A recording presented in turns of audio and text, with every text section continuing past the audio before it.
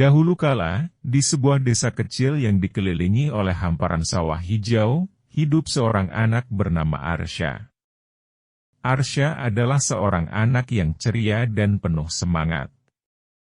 Ia memiliki hati yang tulus dan selalu bersedia membantu siapa saja. Ia tinggal bersama kedua orang tuanya yang saleh dan seorang adik laki-laki bernama Bilal. Suatu hari, Arsya bertemu dengan seorang kakek tua bernama Kakek Hasbi. Kakek Hasbi adalah seorang arsyam dan hafiz Al-Quran yang dihormati di desa tersebut. Ia sering mengajar anak-anak desa untuk mengaji dan memahami ajaran Islam. Arsya selalu ingin belajar mengaji, tetapi sejauh ini ia belum memiliki kesempatan. Namun, saat itu adalah saat yang tepat. Kakek Hasbi mendekati Arsya dengan senyuman dan berkata, "Selamat siang, Arsya. Apa kabar? Apakah kamu ingin belajar mengaji bersamaku?" Kakek Hasbi dan Arsya mulai belajar bersama setiap sore. Arsya belajar dengan tekun, mengeja huruf-huruf Arab dengan cermat, dan berusaha untuk memahami makna dari setiap ayat yang ia baca. Kakek Hasbi tidak hanya mengajarkan bacaan, tetapi juga mengajarkan nilai-nilai Islam, seperti kasih sayang, kejujuran, dan kebaikan hati. Arsya tumbuh menjadi anak yang semakin baik dan penuh kebaikan. Ia juga berbagi pelajaran yang ia dapatkan dengan Bilal dan teman-teman sebayanya. Mereka semua belajar bersama di bawah bimbingan kakek Hasbi. Suatu hari, desa tersebut diuji oleh bencana banjir yang hebat. Banyak rumah hancur, dan penduduk desa kesulitan. Arsya dan teman-temannya yang telah belajar bersama di bawah bimbingan kakek Hasbi, segera bergerak.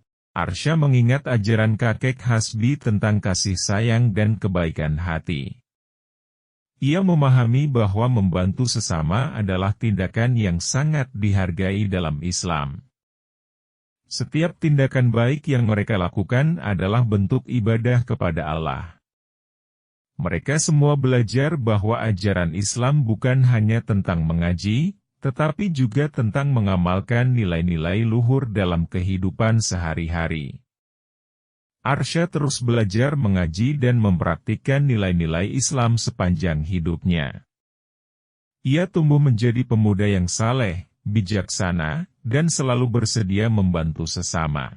Ia tahu bahwa mengaji adalah awal dari perjalanan panjang menuju pemahaman yang lebih dalam tentang agama, dan ia bersyukur bahwa ia memiliki kakek Hasbi sebagai mentor dan teladan dalam hidupnya. Kakek Hasbi sangat bangga melihat perkembangan Arsya dan teman-temannya.